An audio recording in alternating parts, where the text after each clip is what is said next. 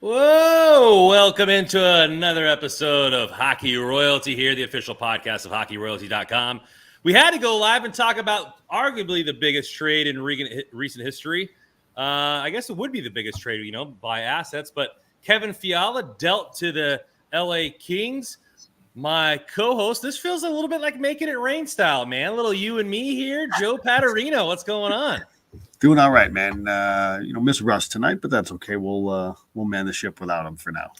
Yeah, he's on vacation. He's sipping margaritas and doing whatever. So I'm sure he's happy to let us take the reins for one night. But how's your night going?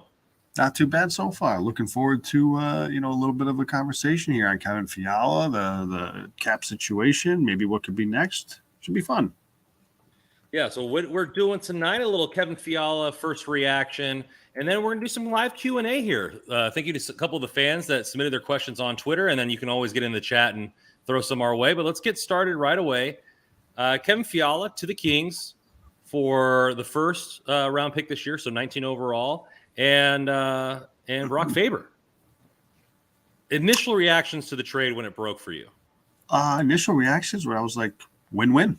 I think Minnesota knew they had to deal Fiala. They're in a cap crunch. They got a lot of that. The buyout situation is tough for them. And they get for a team that didn't have a ton of leverage here. I think they did okay. They get a first round pick and they get a highly regarded prospect. Admittedly, I don't know a ton about their prospect pool, but they add a Minnesota guy, in Faber, and I think they did pretty well for the Kings. They get exactly one of the things that they needed. We've talked about their issues in the top six. There was a hole in the top six wing, hole on LD2, and he fits that need to a T. Really skilled player, really fun to watch. Really productive player, over a point a game this past year. He's had a really good past few seasons, really, for those that don't know. Like he's done really well, and he's only going to be turning 26. So excellent addition by the Kings, but I think Minnesota did okay too. Yeah, a lot of people seem to need right D. Punky comes in here and says they need right D badly. I was just kind of briskly reading through some of the comparisons there, and apparently now they have, with Faber, they have a pretty decent, prospect pool as far as defense goes. And, we've done all these draft shows, and D-men tend to jump up because teams tend to overpay for D-men. They overdraft for D-men, and there's a couple of those forwards that might fall. I mean, I don't think Casper will quite get there, but our number one pick at 19, Ivan, Miroshnichenko will definitely be there at that point. And you think with all the young stars that they have and how good their team already is, maybe they can take a shot now with 2 picks in the first round at a top talent. You have other guys around that range, like Ruck McGroarty and all those guys, that they can get some premium talent with the 2 picks right in that middle range. Absolutely. Like I said, I think they did okay. It's maybe not a home run for a guy if they tried to deal him earlier, but getting a first and a high prospect, I think is good.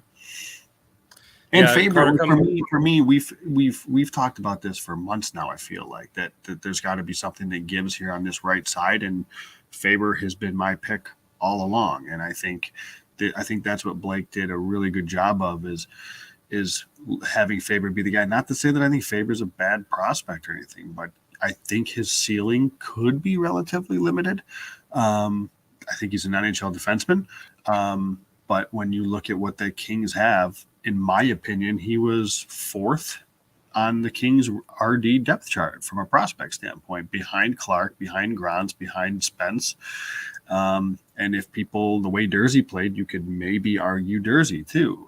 So it was a position of depth, and I think it was the perfect choice to deal from that right side. I disagree a little bit. I have him a little bit higher than you there on that right side. But where it comes in for me is that it was the least risky trade, right? Because he was the most risky prospect on the right-hand side, being that he's the only one that's not signed, right? Yeah, And so he goes back to college, and everybody's like, oh, he's definitely not signing now. He's going back to college. I was telling everybody to pump their brakes. Like, it happens all the time. Mm-hmm. Slow your roll. But now they don't have to worry about it. They don't have to worry about giving up Grons or giving up Spence and then Faber walking, and then you lose 2 assets. Yep. You know, they dealt from a position of strength and all that. So, I like Faber a lot. I think you need lockdown defensemen. I think he was that. Everybody looks at his point production, and that's not always the most important thing. If you can have those guys that can lock down, you know, the Connor McDavids and stuff like that, which I think his ceiling was that as an elite defensive defenseman. But, you know, you look at Carter comes in here. As far as the trade, 19th overall pick will take a minimum of 2 years to crack the NHL. Guy and Faber wasn't guaranteed to sign after college. Possible Adam Fox situation. Blake killed it. I think the 2 years doesn't matter to me. And we talked about this on the draft show about whether they should or shouldn't trade it. And I said, like, that you still need to have talent coming in. Mm-hmm. Like, yeah, I know you eventually you have to pull the trigger on a first round, like deal in a first round pick to make an impact, you know, Carter or Richards style trade. I get that. I didn't know if the team was necessarily there, but what we talked about here is the opportunistic nature of Blake's trades, right? Victor Arvidsson needed to be out of or Nashville needed to shed cap. He dealt it for him second and third quality pickup. He finds Danault seems to be unhappy in Montreal with how the way things were going and his usage. Blake reaches out, gets a guy who makes an immediate impact. And the same goes now. Like Fiala was a guy who can't be signed. They have so much dead cap over there. And so it was really an opportunistic thing. And you're looking for a guy that maybe he's not to the level of Pasta or DeBrincat in some people's eyes, but those deals were going to cost you 4, maybe 5 assets, and you get a first and a second round prospect for great point, like you said, point per game production. Yeah, I think Fiala's a really good fit. Now, I did say on the, and I've been saying that I as much as there's 2 big holes, one in the top 6 and one on the left side of the D. My preference would have been the left side of the D. I know that's a lot smaller of there's far fewer options there, so it's a tougher one to pull off. Chikrin's being the obvious popular name. I would have loved it, but perhaps that price just became too out of whack in the Kings, or maybe they went with Fiala all along. Who knows? But they at least filled. But that doesn't need to be done this offseason. No. That could be a trade deadline. Like, okay, the Kings are second or first in the Pacific. Their lefty is okay, and they go out and get somebody for relatively cheap at the deadline to help us out. I still think LD needs to be addressed, but they did address one big hole here. So Carter scores coming in again. Fiala was not an overpay for those who it was 7 years, shade under 8 mil. When the escrow debt is gone and the cap rises significantly, players with his production will be making 10 plus million. Blake signed him for 525 under market value W. And this is an interesting point here because, excuse me, is that teams like Boston, like you had Pasta, Bergeron, and Marchessault all signed for around $7 million, outproducing their contracts for quite a bit because they signed them long term. We talked about this in what to pay Kenpay. If you can get Kenpay for $5 to $5.5 million and he scores 30 plus for the duration of that contract, that's a W because you're outplaying the money that you're being given. You know, no offense to Drew Doughty, but is he outplaying 11 million? Probably not. As far as like total value, you look at our rival to the north, the Sharks are in cap hell. Not a lot of their players are playing up to their contracts, and so getting guys for value and outplaying the contracts, especially with, like you said, the cap should go up with the ESPN and TNT deals. The money that's coming in on these networks, it should be going up, steadily more often than it has in the past. Well, and it's also a matter of signing a player at the right time. So, and we talked about this with Kenpay too. Like, yeah, you're paying a guy off of a career year. I mean, I'd argue he's had now 2 career years in a row, but you want to pay this guy now when he's 25, rather than waiting for him to hit UFA. Now you're in competition with other teams, and what maybe is 5.5, 6. Now I'm talking Kenpay turns into 8. So for Fiala, if he's doing this already and doing what he's doing, this is market for him at this point. And as Carter scores alludes to, it may be actually lower than market value, and depending on what site you read, that could actually be the case. I know some places had him above a $9 million player. So I think getting him and locking him up now, even if it is a situation where it's above market value in the early term, in the near, over the course of the contract, as long as he produces, right? I mean, obviously that's the big caveat here is Kenpay, whoever, they have to continue that production over the duration of the contract. And as long as they do that, then you're going to be in great shape. And there's a better chance of a player doing that in his late 20s and then early 30s rather than late 20s into his mid 30s, right? So I think getting these guys signed at this age too is even more important.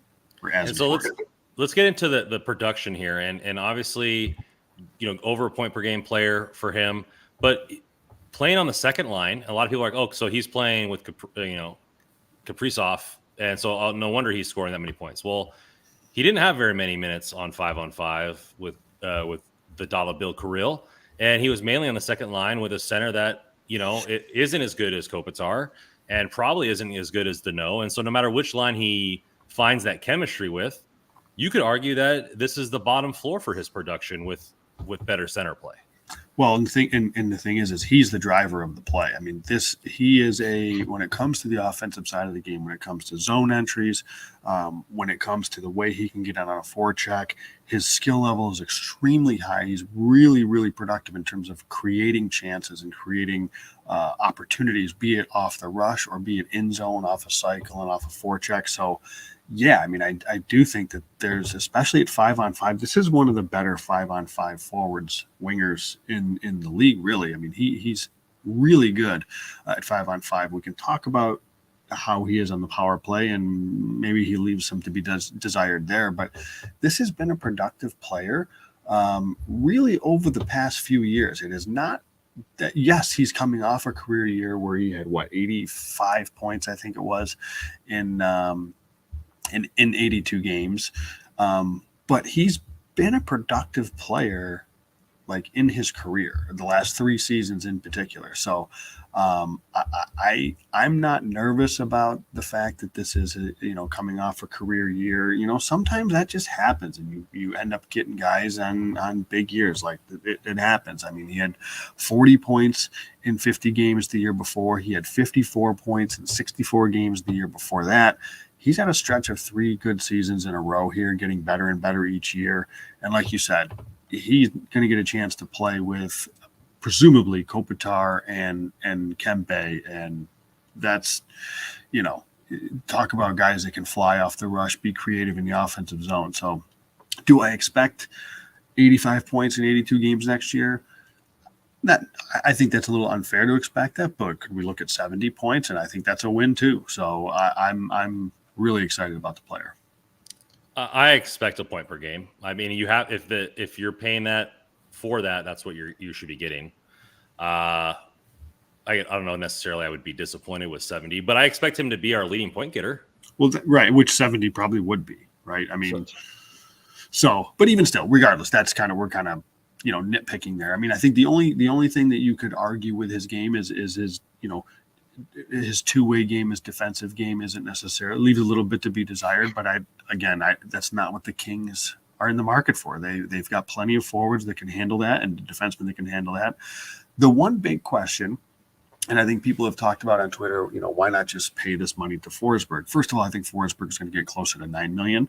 But also Forsberg is significantly better and a significantly more productive player on the power play. Fiala, for whatever reason, and I don't have an answer to this. I'm just acknowledging it as kind of is what it is. At least this past year, he spent time on the top unit, but he's kind of an average, I guess, player on the power play from a production standpoint. And obviously, we know that power play is a big issue for the Kings. So I don't know. I mean, I do think he definitely is a better option on that top unit than, say, Danault or Iafallo. Okay, so I think there's an immediate upgrade there, but we'll see if he's able to be a bit more productive on the power play. I don't recall. I'd have to look back and watch some video to see where he played on the power play, whether he was down low in the bumper or wherever he was. So be interested to see how this affects the power play. I imagine he should get, again, he's a better option than Fiala or Dano, who spent too much time on the top unit for me. So those are the negatives, I guess you could say. His two-way / defensive zone game, and I don't know if the power play is a negative because. But is it really though surprise you? Like, it doesn't surprise me. Like, well, they brought in power play specialists in Vladimir Kachev, and it didn't work out. You had Kovalchuk in there, who was a lazy defensive player and didn't really work 5-on-5, and it didn't work out. Like, it seems McClellan wants guys that can handle 5-on-5 first, and then he's going to figure out. Like, I think he's like going to, okay, if we can be better at 5-on-5 and just be mediocre in special teams, then we'll be in a better position, and we'll figure out the power play at some point. And I agree. That's what it feels. That's how I prefer to see the team go. I want to see it be because I think 5-on-5, that's where most of the games played. So that's what I want my team to be effective at. We saw a team like the Rangers who was meh at best 5-on-5, but they had a really good power play and an elite goaltender, and that carried them all the way to as far as they went in the playoffs. So there's a couple of different ways to do it. I just don't think that model is as sustainable as if you have a team that's strong at 5-on-5. And to your point, if you can at least be mediocre rather than among the worst in power play, which I think, I don't know, I feel like that, and I'm saying this, I don't know if this is true or not, I admit, but it feels like it could be relatively fluky from time to time, from year to year. Like, would anybody be surprised if a power play that has Kopitar, Kenpay, Fiala, Doughty, Kaliev, say, be a middle-of-the-pack power play? I don't think so. I think that's perfectly reasonable, and they're going to get a different voice. We talked about what was it? Personnel and then scheme. Right. Both play in effect. So maybe McClellan and whoever they hire are going to do a lot of thinking about the scheme in this offseason. Sure. So let's get to our first, before we go back to Kevin Fiala, let's go with our first fan question from the internet. DJ Jazzy99, were you surprised that it was Fiala and not someone else for their first move? Or did you see this coming? Thank you guys for your question. No, not surprised, but I also say no, didn't see this coming. The reason I answer it like that is on our cap show, we brought up Fiala. He might have been the first name that we brought up. I guess we probably should have leaned into it a little bit more in hindsight, but we saw him like, hey guys, this is an RFA, mid-20s, coming off a couple of big years. Minnesota's in cap hell. Fiala probably is somebody that's going to be on the block. And, we mentioned it, talked about it briefly, and then kind of moved on. We talked about other options. I know DeBrincat became a popular name. Forsberg became a popular name. Pasta for a day or two there became popular. But Fiala, so I'm not at all surprised in the player. He seems like the type of player, like you mentioned, 5-on-5, really good 5-on-5 player that in mid-20s, like it seemed like the player that fit what they needed. But I can't say I saw it coming.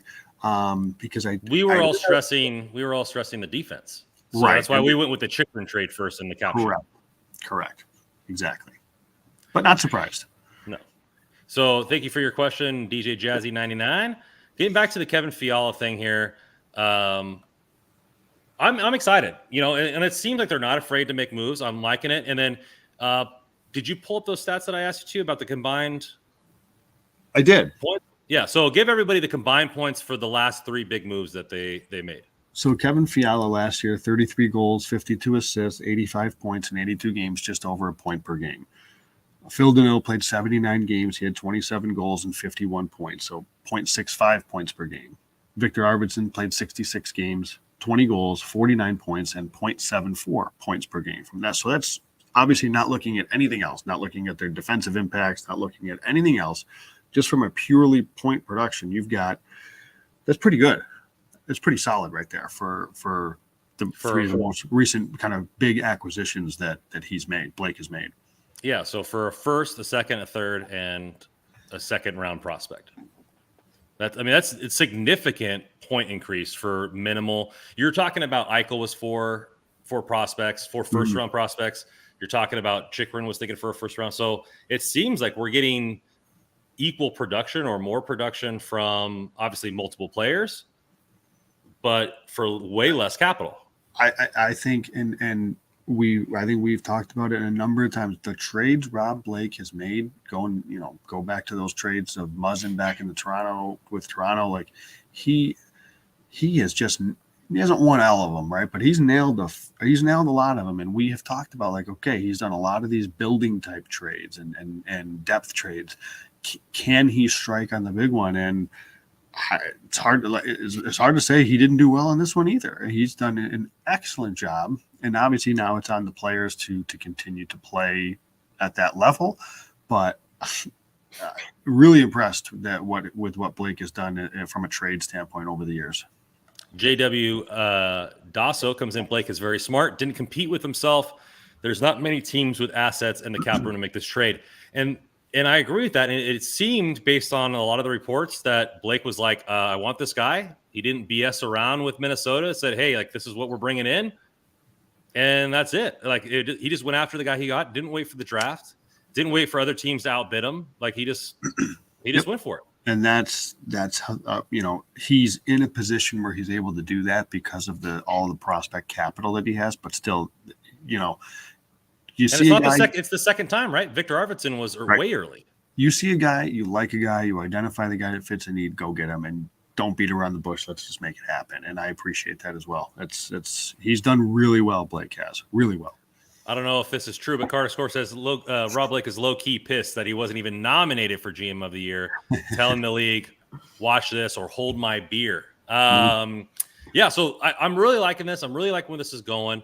And I think this is maybe something where, okay, yeah, I said this in the draft show that I'm not against the trading the first-round pick, but I wanted some of the younger players who are entering their young 20s to get more ice time.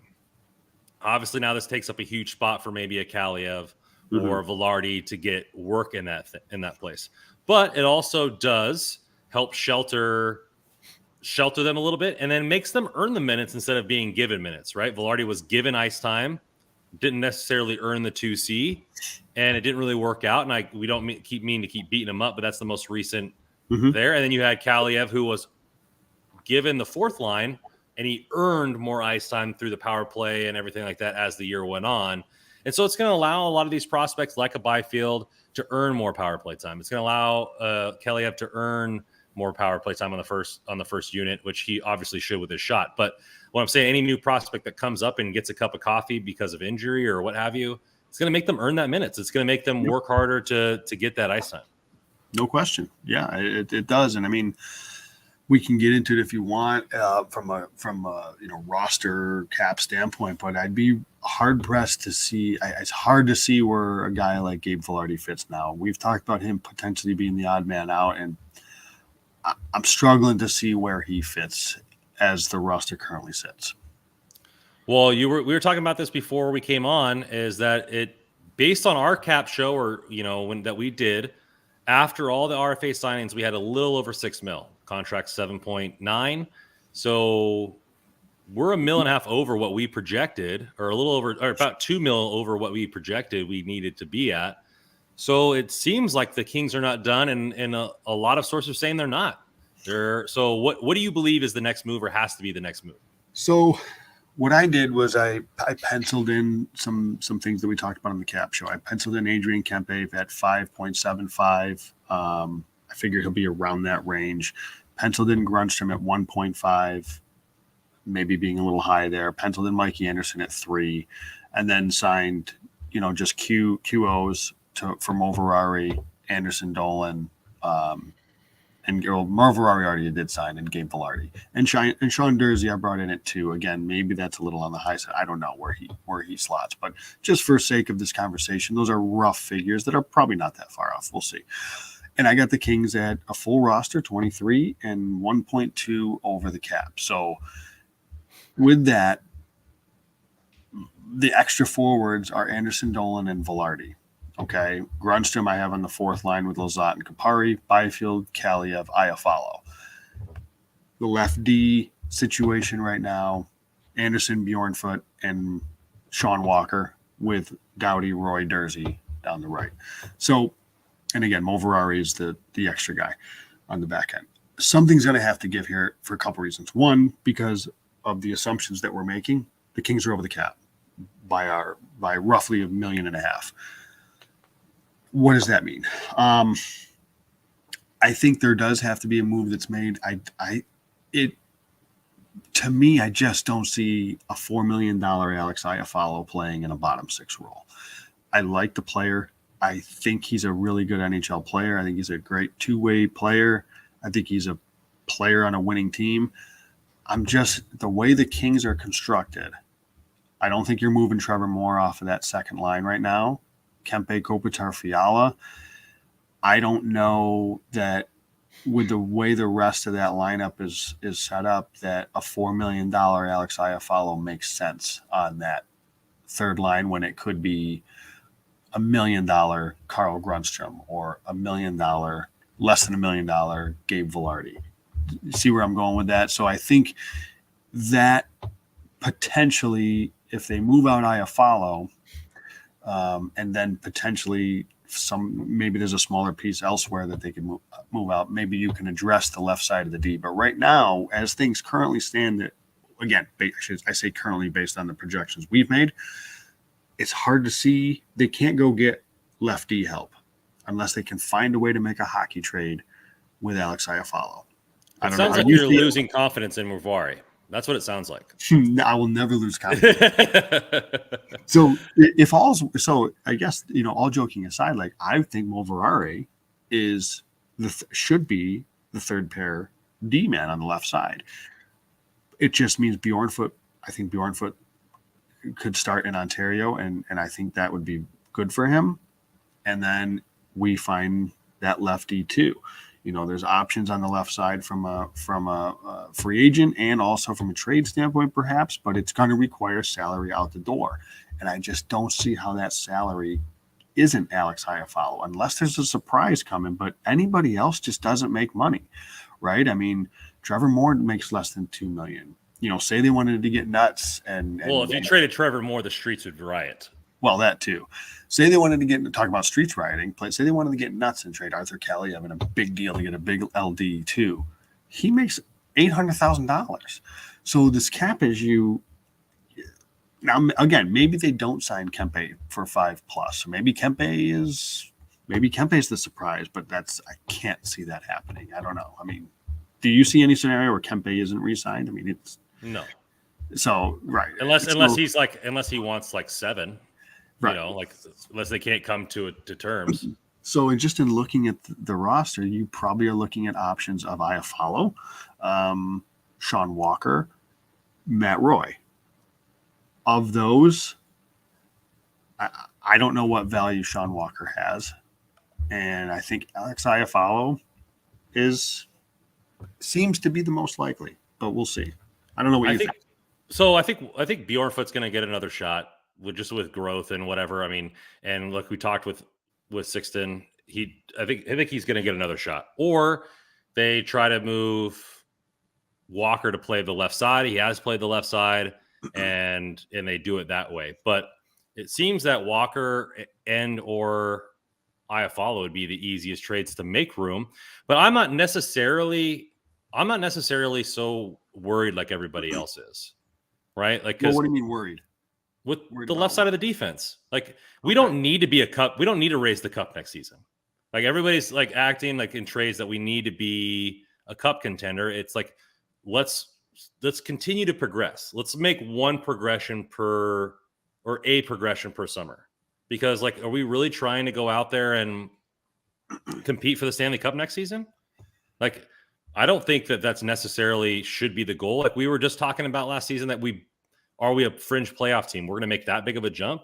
And so if that guy is out there, if Blake wants to get frisky and go 2023 first for Chychrun and put together a package, I am for it, but I don't think it's necessary. Let's see how this team plays. And then, not to keep bringing up the previous title years. We made the playoffs in 10, we won the cup in 12, and so maybe that goes we take a small progression. Because if you get an actual progression from Bjornfoot and he's the player that he's shown flashes he can be, then our defense is way better than we thought. You have defensive stalwarts down the left. You have Doughty for a full season. You're looking at the defense could be better than we think, and the offense should be better to where I never thought I would say this, that we'd actually be able to outscore teams more consistently. That hasn't been Kings hockey very much. Like, so in progression, we talked about progression with other players in the last pod. Byfield maybe becomes a 40-point player. Kaliev knots anywhere between 17 to 20 goals. So Like there could be progression in a lot of other spots to where, yeah, the left D2 is the soft spot of the team, quote unquote, but it doesn't necessarily mean we won't be a 99 or a 100 or 105 let me ask point you team. this. So who is, so again, based on our projection, the Kings are over the cap by a little over about $1.5 million to $2 million, depending. Who's out for you? How do they make this fit? I'm guessing it would probably be.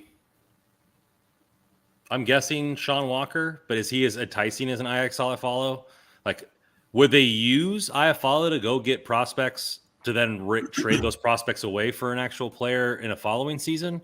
Like, is it a hockey trade like we talked about earlier, where it's just 1-for-1, but you have to get a cheaper defenseman to make it work?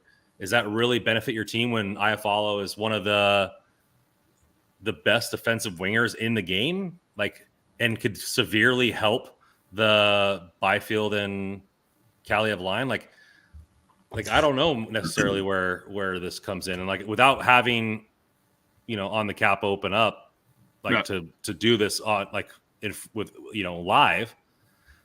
But I have a feeling like Iafallo is a big part of the team. Like they gave him money for a reason. Agree, he is. I think. Would you be upset if it was Roy and Dursey down the right side and they just got rid of Walker? Like, again, they could just get rid of Walker for like a 5th round pick. Like, I know that's not smart, but they could. I don't think that the left side of the D is good enough. I have serious questions about the left side of the D. Still, now I don't know what options are out there. I don't know that they can. I don't know that Trickern's on the table, because I cannot imagine them accepting a deal that doesn't include a 1st round pick. And I'd be a little surprised if the Kings included next year's first after just doing this year's. Is a Travis Sanheim available? But again, that's a guy that's making $4 million, so money's got to go. Vince Dunn, $4 million, money's got to go. If Seattle's looking to trade him, there's another defenseman in Seattle that I think is interesting. And again, I haven't the slightest idea what Seattle is going to do, because I don't know. Are they going to tank? Are they looking to be competitive? I really don't know what their situation is and what they're planning to do. But pause that thought. Yep. We're teasing it here. We're going to go into our sponsor at DraftKings here. Let's pull this up. The action never ends with DraftKings Sportsbook, especially this summer, with tons of ways to bet on your favorite sports. You can fuel your fandom and feel the heat of the season like never before. Plus, right now, DraftKings Sportsbook is giving new customers a risk-free bet up to $1,000. That's right. Make your first bet up to $1,000, and if it doesn't win, you'll get another shot to cash in. You can throw it down on all the major action for baseball, golf, MMA, and more, plus the same game parlays, spreads, money lines, over-unders, and prop bets. Get your betting options feel endless. And I threw one out last one with the Dodgers winning and the home run, and it cashed in. Tonight, you could do the same. They're facing the Padres. The spread isn't probably that big, but maybe you go the other side. Maybe you go a Padre on the other side. You go Manny Machado hits a homer, and the Dodgers win on that one. So mix and match. Go for where you feel comfortable and earn that money. Best of all, DraftKings is safe and secure, reliable. You can deposit and withdraw your cash whenever you want. Download DraftKings Sportsbook app now. Use promo code THPN to make your first deposit and get a risk-free bet up to $1,000. That's promo code THPN only at DraftKings Sportsbook. Minimum age and eligibility restrictions apply. See show notes for details. So you teased it there, Joe. What defenseman are you talking about? So, and again, I'm just trying. So once this trade happens and you do the cap stuff and you see, okay, money's going to have to go out. Does Alex Iafallo make sense for a team? Can the Kings still address left D? All this stuff starts to go through. So Chychrun, be hard pressed to see it as an option. Sanheim, money's still going to go out. You're not saving money with Sanheim. You're not saving money necessarily with Dunn. But as I was going through this, I saw, well, the Kings talked about getting bigger.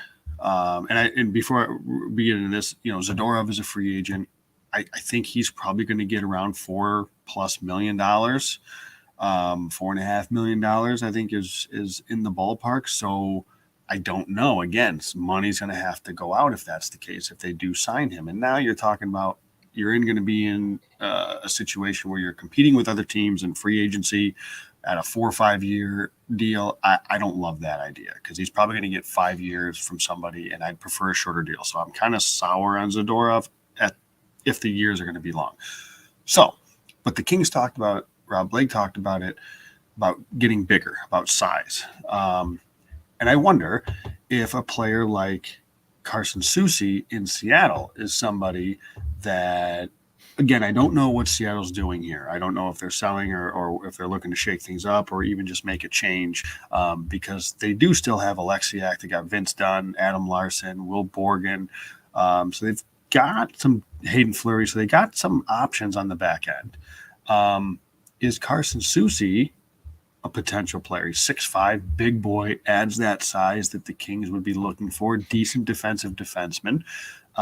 Could he be somebody to slot in and fill? I don't know. Is he legitimately a top 4 LD2? I don't know that it solves that problem necessarily, but I think it adds a big body, a good piece to the left side of the D.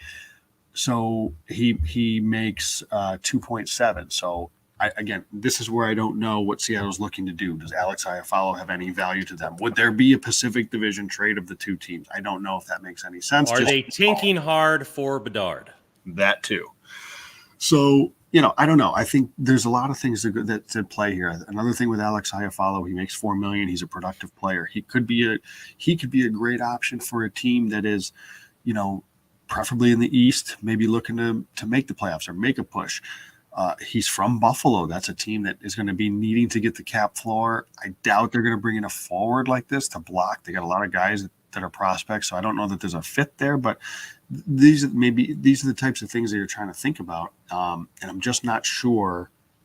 The money still has to come out, and I have to think they get lefty. So the reason I say that is because Blake talked about it, Doughty talked about it. It was talked about in the postseason pressers about size, toughness, getting bigger. I don't think they're not done with Fiala.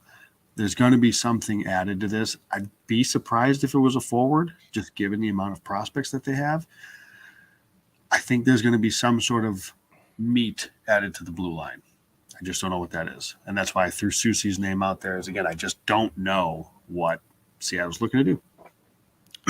Next fan question, and thank you for being in the chat. We'll get to your questions as well. We're just getting to the ones from Twitter first. At John13HUD, I've heard some questions about the contract that we gave for Fiala, which made me wonder if it's a significant salary cap hike is coming with the current health of the league. So we already talked about this briefly, but I think that there's a salary cap hike coming up with the TV money. But do you think they overpaid for Fiala? No. I don't think they overpaid. I think they paid probably what market value is. You want a guy that's going to get a point a game, you're going to pay that guy at 25 years old, $8 million. That's just the way it is. And is it bad? Good on him for doing this in a year where he was coming up as an RFA. But, this is I don't think they overpaid. I think I think given the years, given his age, given his production, I think, like I said, I believe that there's some out there that have his market value in more in the 9 range. I think The Athletic does a good job of this, and I don't recall offhand what his market value was, but I think it was certainly more than sub 8. So Blue comes in here, Blue WSRFRV. If the Kings can land Chychrun this offseason, whatever hypothetical trade that is, sure, and make the cap work, do you see them as legit cup contenders? Boy, it's hard to make that jump, but man, you would have severely addressed the two biggest needs on this team, which was lefty two, and not just lefty two from a positional standpoint, but lefty two in that they lacked offense from the blue line, and Chychrun will bring more of that. Obviously, Doughty missed so much time. Walker missed a lot of time. Those are two of your offensive defensemen, but they lacked offense from the blue line, and Chychrun would bring that. So in that hypothetical, I mean, I'd say they're at the very least Pacific Division contenders for sure. But you just look at what Colorado did this year and look at what Tampa did. And I know those teams will have some changes, but are they as good as those teams? I don't know. Yeah, I think you could reasonably expect second round would be a good expectation, and then be, hey, if we get progression more from our youngsters, like the Byfields and stuff, then you could expect to see around Christmas time Western Conference champions if you saw that progression. In that hypothetical, if they also added Chikrin, I would expect them.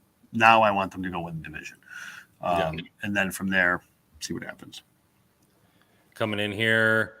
So Blake surprised you going forward and not the D. So given this, what is next? We've been talking about that a little bit. Moves have to be made. Get in the chat and tell us what move you would make. CJ comes in here and saying agreed, Iafallo should be moved.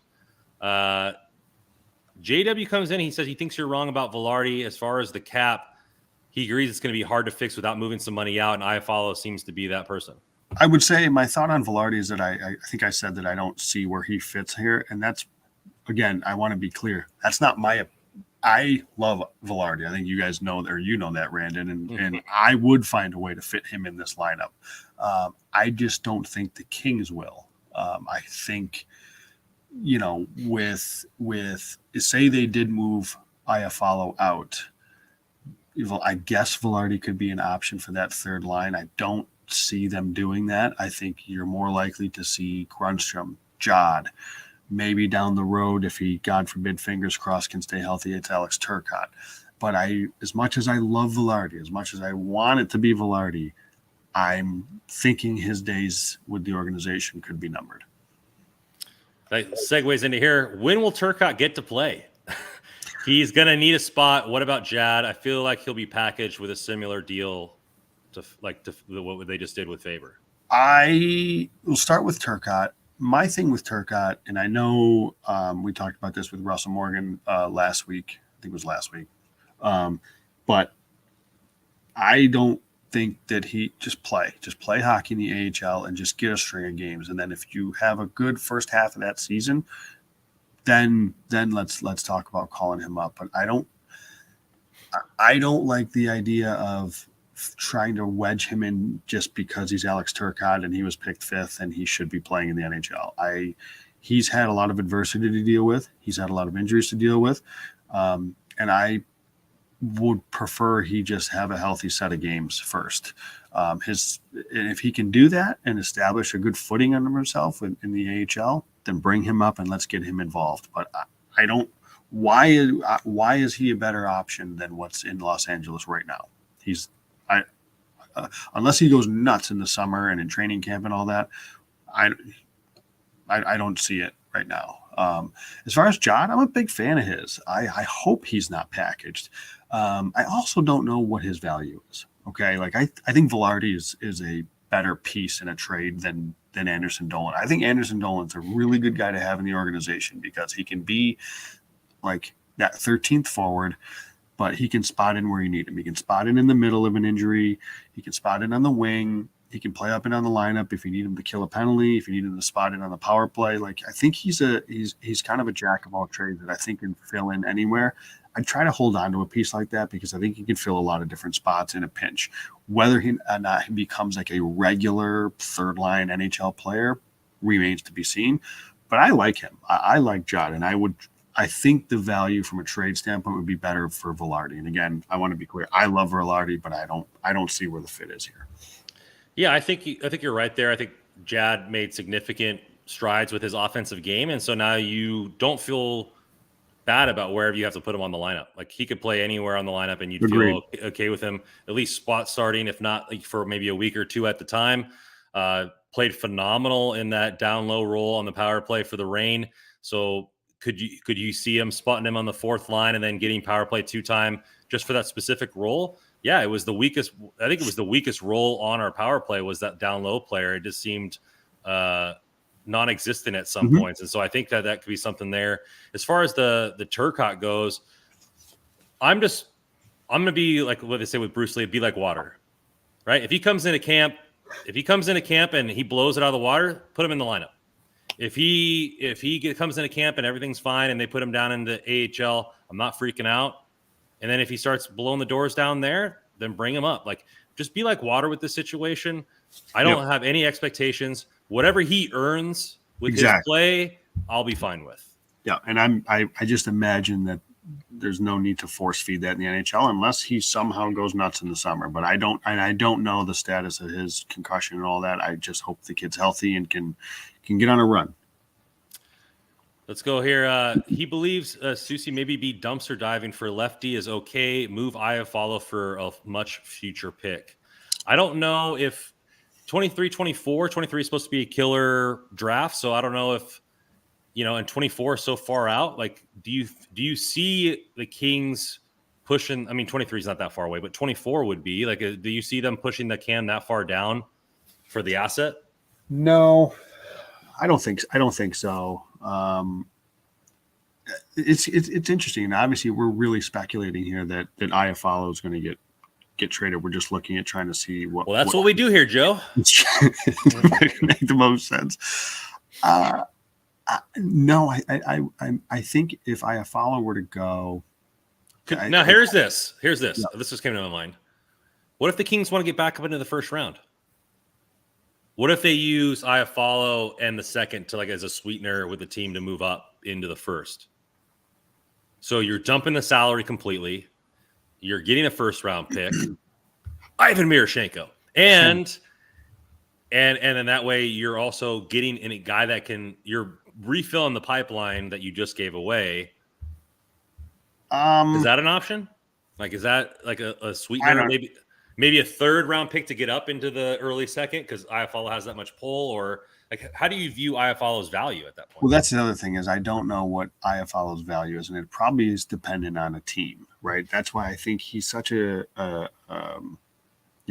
really, really good defensive player, but he showed flashes of providing offense too. That he seems like a player to me. I don't know, for whatever reason, he just seems like a player that would be like a Boston Bruin type of just solid. They middle six that can play up and down the lineup, just two-way guy. I see him if he can be plugged into a team that needs a legit middle six winger that's a playoff team or a contending team, something like that. So I don't see the fit for Iafallo on a team. And I know that's why I said I don't know that the Seattle thing that I mentioned even makes any sense because I don't know where they envision themselves. I don't see him as a fit on Arizona.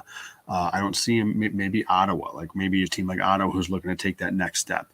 Maybe if New Jersey is looking to make some moves. I think New Jersey is an interesting team going into next season. I really don't know what his value is, though. I don't think you're getting a first for Iafallo. I guess you could get a second for Iafallo, maybe. I don't know. JW comes in again here. Why would Blake go for Fiala if it was so apparent to get a left-handed D? Blake knows defense, and I talked about this. It's an opportunity.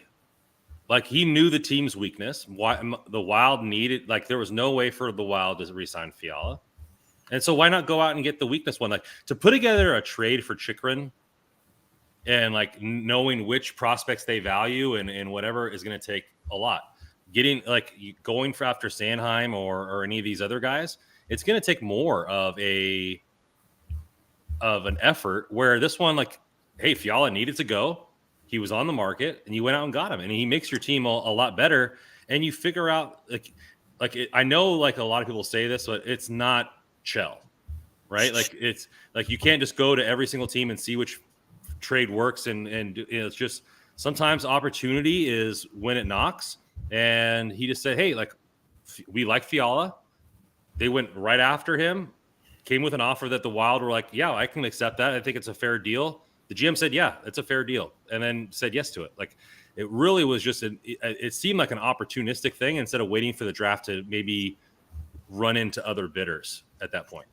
Yeah, and let's be clear. Lefty is a big need. In my opinion, it was the biggest need, but so was top winger was also a need.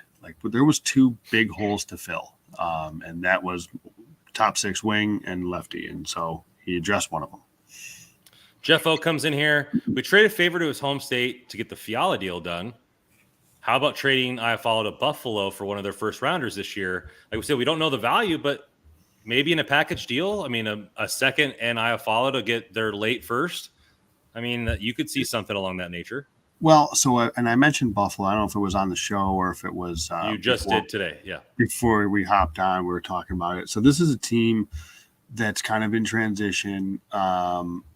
They've got a lot of prospects that I think they want to be careful about blocking. The other thing with Buffalo is, though, they are going to have to get to the cap floor, and Iafallo would help that. I think Iafallo, in theory, makes a lot of sense for Buffalo. He's a veteran player. He could be a great fit to slot into that team amidst all the young players. He can be a leader. That's where he's from. I think there's a lot of narrative that fits there. I don't know from Buffalo's standpoint if that makes sense for them. We'd have to, I'd be curious to hear what their thoughts are on that. Somebody that follows Buffalo a little bit closer than we do. I don't hate the idea, and particularly if you can get somebody at that, back one of the late first perhaps or something like that. I don't hate the idea because I do think they're going to get to a point where, Buffalo at some point with 3 firsts, like they're going to be at a point here fairly soon where they're going to have to try to actually get better at the NHL level. Like they've stocked the system a bit. They made the deal with Eichel. They're going to look for a little bit of a quicker turnaround here. And perhaps Iafallo could help that. I don't hate the idea. I'm not in Buffalo's shoes. I don't know what they're thinking. Yossi comes in here with, how about the trade that Iafallo for Buffalo for one of their top goalie prospects? Now, goalie is the weakest part of our prospect pool. I don't know. They just signed Craig Anderson to a 1-year deal at the NHL level. I mean, I don't mind dealing in to get that's the weakest part of our prospect pool, and so I wouldn't mind that. Levy's not going anywhere. I think that's one of the, they got 2 goalies in college, him being one of them. He's not going to go anywhere.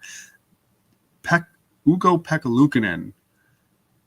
So they signed Craig Anderson to be a backup. And it's funny because this just happened and Kevin Adams just had a press conference. It was either today or yesterday. They signed Anderson presumably to be a backup because they're not going to give the number 1 job to Pekka-Luukkonen yet. He had a very up and down season in Rochester in the AHL. I've seen him play a few times, and he's a big boy. I think it's going to take him a while. He's all over the place in the net. He's not exactly like a quiet goaltender. I think there's definitely some development still that needs to be done. I think he needs more seasoning in the AHL. That said, of the goalies that Buffalo has, I think 6K, as he's known, is the one that could be had from Buffalo in the organization. I think that they are. I think that's a possibility. I'm not saying that Iafallo for him is a possibility, but I think of the goalies in Buffalo, Pekka-Luukkonen is somebody that they brought back Anderson. They're going to go out and sign a free agent goaltender to be the number 1. I think they have to. So Luukkonen's going to be in the AHL again. And I think by the time it comes for him to be up, I think Levy could be the guy. So I think I like the idea. So let's go to the last Twitter question. Dirty Harry, or Richard as he is in the chat, 81. He's got 5 questions here. He wants to give us plenty of content. So we'll just kind of bang through them. How does signing Fiala affect Kenpay's contract? I don't think it affects it at all. I don't think it does. I think that those conversations and negotiations Blake was well aware of. He knew the numbers, what they're talking about, and I don't think it would have any effect on what he signs for. It would affect the total team's cap space for sure. Of course. Yeah. Which number should he wear? On Instagram, it says number 22, the LA Kings. So I think he changed it, maybe just changed the thing and he didn't know the numbers available. But I have a feeling because it's still on his Instagram, that's probably something they decided. And I think he's probably going to wear 22 instead of the number he wore in Nashville. Good with that. Yeah. What is the next big move? Me to this couch. No, I'm just kidding. Well, what defines big? I don't think there's a big move to be made on the blue line, but I do think they address it. You could argue that if they trade Iafallo to open up space, that could be the big move. I think I do think they're going to address the D. I just don't know how, and I don't know who. And my guess is Iafallo's on the way out, but that's just a guess. will Kevin's dog win the Bark Madness this season? Very cute dog. I have a feeling those small, cute dogs usually do pretty well in those tournaments. But I'm not a Bark Madness voter. Never have been. Nor am I. So like, I'm not too sure. But hey, those small, little, cute dogs, they go pretty far in the tourney. And new guy on the team, and new dog. I think he could, earn some clout pretty quickly. I'm sure. Last one. How much further will they go in the playoffs? We talked about this a little bit with the addition of Chikrin, but as the team stands right now, you look at the addition of Kevin Fiala by whatever metric you want to use by some organizations, adds 3 wins to this team. So that's 6 points. So you're looking at 105. That would make us push for the Pacific as is. It would make us probably beat Edmonton this season. So I think relatively the expectation for me would be triple-digit points and like one playoff win, like a playoff series win would be like what I would expect from the team, like respectively. Not necessarily it would be bad if they missed that, but I would just say that that's what I would expect. I want to contend because and I'm very much still a believer in Vegas this year being a really good team, but I think this move is a big deal, and I think it could help LA contend for the division. I don't think that's getting ahead of ourselves. I think that's realistic and that's reasonable. And I would hope that they finish well enough to host that first round. Hopefully they win that first round. And from there, we'll see what happens. You never know with matchups and how that plays out. But my hope is they're contending for the division. They can finish second at the worst and host that first round. And again, I don't think that's too crazy. Maybe it's home. I think it'll largely depend on what Carter scores here. If Peterson doesn't take the next step this season, I think the primarily focus should be shifting to find a goalie or goalie prospects. And so, obviously Quick's not going away. He showed that this year that he still has the heart of a lion back there and is not going to give up any starts between the pipes, if he has anything to say about it. But realistically, for this team to take the next step, Peterson has to be more consistent. He does, no question about it. The other thing that I would, I'm not opposed at all here, by the way, of going out and acquiring another, prospect goaltender or depth goaltender. The other thing to watch is how the prospect goaltenders that are currently in the system, how they perform this year. To me, this is a big year for them, and that includes Matt Villalta, Lukas Parikh, Jacob Ingham, David Hrenek. This is a big year for those 4. Will somebody take that next step? We'll see. I haven't seen it confirmed by the team yet, but it looks like Matt Villalta has re-signed to a 1-year deal. I think Puck PD was the first that I saw reported on Twitter, so we'll see if the team eventually confirms that. But those 4, it's not as if the Kings don't have goaltending prospects. They have 4 guys that are 3 of them are 6'4". They just don't have an heir apparent yet. No one expected Quick. It was supposed to be John Bernier. So don't be surprised if David Hrenek or some of these other guys comes up. It's certainly possible. JW coming in here with his pessimistic attitude. I love the long-suffering King. I am a long-suffering Kings fan. I'll be amazed if we make the playoff. Hopefully, we'll have a fun season with more wins than losses. That's the only time I let you have that attitude in this chat. Otherwise, positivity going forward. But Joe, it's been a pleasure. Thank you for everybody in the chat for throwing your questions in there. Everybody on Twitter who submitted questions. I have a feeling we're going to be talking about something next week that, like I said, Rob Blake's not over with. And we'll have some more stuff to talk about. As always, we have articles pumping out every single day at hockeyroyalty.com. Probably some more in-depth analysis on how Kevin Fiala affects the team. You can find us at Twitter at hockey_royalty. Me at Rando Commando 24, at JW Paterino for Joey over there. Man, a pleasure talking to you. Another big move, man. It's been exciting back-to-back off season so far for a Kings fan, and I can't wait for it to be October already. Absolutely. Let's go. All right. And as always, go Kings go. Go Kings.